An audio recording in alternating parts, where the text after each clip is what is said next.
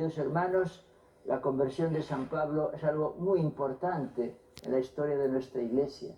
Podríamos decir que fue el gran difusor de la presencia de Jesús, de la fe en Jesucristo, que es la que salva. Él, una vez que se convierte, va a ser el gran apóstol que soporta naufragios, palos, cárceles, sufrimientos, persecuciones, engaños, por proclamar el Evangelio, por el reino de Dios. Antes se llamaba Saulo o Saúl, Saúl es lo mismo. Cuando ya se convierte, acepta o adopta un nombre romano, Paulus o Pablo, que es el que ahora predomina ya en nuestra Iglesia cristiana y católica.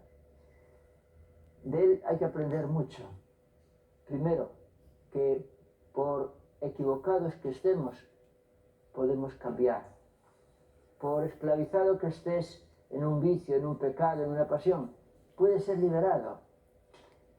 Por muy malo que te sientas por las maldades que has hecho, puedes pasar a ser una persona buena, una persona abierta al amor de Dios y al amor al prójimo. Como Pablo, podemos tener nosotros un cambio radical. Debemos tenerlo. Debemos pasar de las tinieblas en las que podemos estar viviendo a la luz.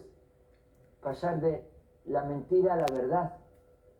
Pasar de la crítica a la murmuración o el rencor al amor, a la caridad. Esto es el ideal que Dios nos propone y se lo propuso a Pablo. Pablo tuvo una gracia extraordinaria. Se llama la gracia tumbativa. Prácticamente lo tumbó. Lo tumbó en aquel camino del mal que estaba haciendo. Camino de persecución de la Iglesia, de Jesucristo, de los cristianos.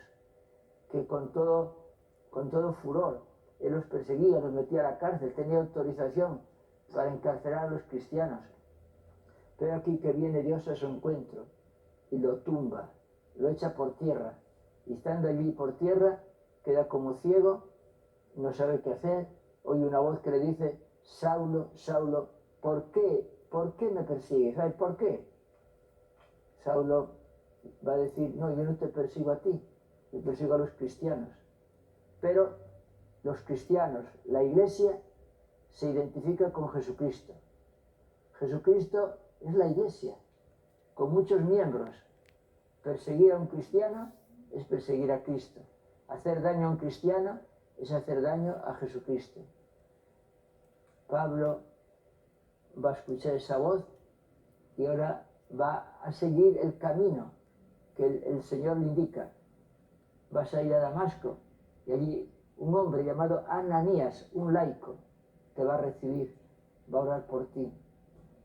Y él, guiado por los que le acompañaban, porque Pablo quedó como ciego, llega a Damasco y busca a Ananías, y ese hombre, un laico, un cristiano laico muy bueno, que tenía cierto reparo porque había oído hablar ya de que ese hombre, Saulo, era un sanguinario, un perseguidor, un masacrador de cristianos. Pero lo acepta y una vez que lo tiene delante, le impone las manos y dice que de sus ojos cayeron como unas escamas y comenzó a ver. A partir de ese momento, ahora tenemos un Pablo enamorado de Cristo, pero así, enamorado. Lo digo con todas las palabras, enamorado. No podía vivir ya sin Cristo y no podía menos de proclamar a Cristo.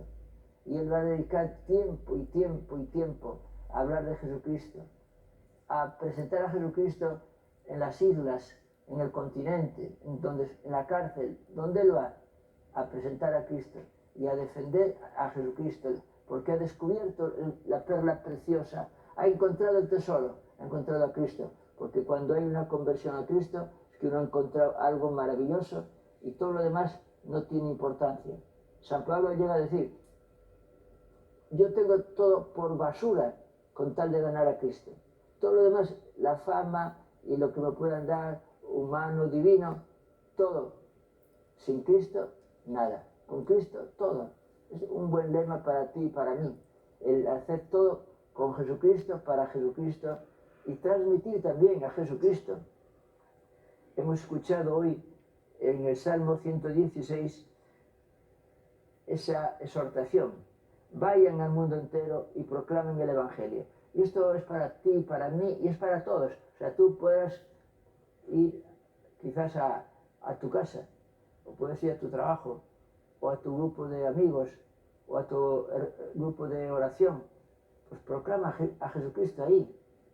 Si todos lo hacemos, entonces sí que se cumple el deseo de Cristo, de llegar hasta los confines del mundo. Ir al mundo entero y proclamar el Evangelio. Proclamar es, con entusiasmo, hablar de la buena noticia del Evangelio, que es Jesucristo. Y se nos invita a que alabemos a Dios, alabar al Señor todas las naciones. Cuando decimos todas las naciones, no pensemos solamente en las naciones terrenales, pensemos en personas, en ti, en mí.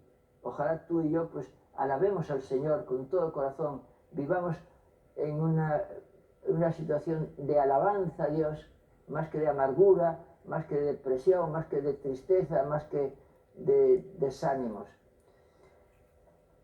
Y luego en el Evangelio tenemos también pues esa misma exhortación.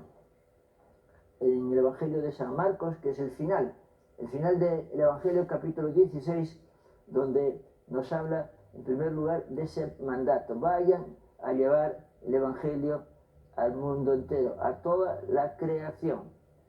Pero el Evangelio, la palabra de Dios, para que luego sea eficaz, tiene que ser creída. Lo nuestro es proponer una opción maravillosa de salvación. Los que escuchan tienen la opción de creer o no creer, de creer o resistirse a creer. Y dice Jesucristo: al que crea, ahora vienen las promesas, al que crea de verdad, ese se salvará. Aquel que se resista a creer se condenará. Dios no quiere condenar a nadie, quiere salvar a todos. Pero uno puede resistirse, no aceptarle, como lo hace todavía mucha gente. No acepta a Jesucristo como el Salvador de su vida, el único Dios que les puede salvar. Resistirse, cuando uno se resiste, dice, pues te quedas en lo que estás, lejos de Dios, y lejos de Dios para siempre.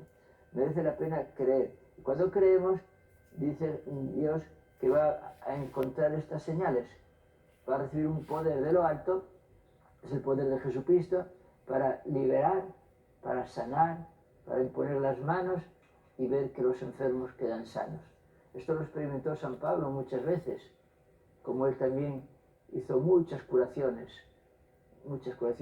Recordemos sobre todo en Malta, donde allí se convirtió prácticamente la isla entera por los testimonios de las sanaciones que él hizo, incluso al padre del gobernador de aquella región de Malta.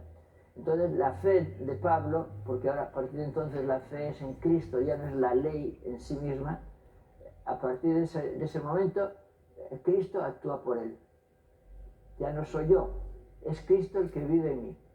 Y al celebrar hoy la fiesta de San Pablo, conversión de San Pablo, celebramos la clausura del octavario de preces por la unión de los cristianos. Hemos estado 8 días rezando en distintas denominaciones cristianas por la unión, octavario de preces por la unión de los cristianos. Dios nos quiere unidos, estamos separados, pero Dios nos quiere unidos. Por eso Jesús dirá en la oración sacerdotal: Padre, que todos sean uno, como tú y yo somos uno.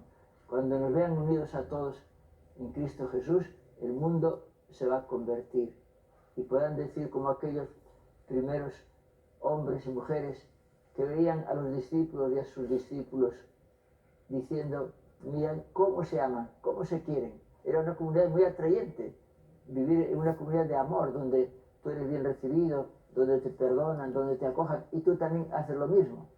Y este es el ideal para nosotros, para la iglesia doméstica, para tu casa, donde todos se aman, se quieren y también son acogedores y bondadosos, en la iglesia local, en la iglesia diocesana y en la iglesia universal. Todos como Cristo, a vivir la vida de Dios y luego transmitirla como la transmitió San Pablo. Alabado sea Jesucristo. Alabado sea Jesucristo. Presentamos a Dios nuestra súplica.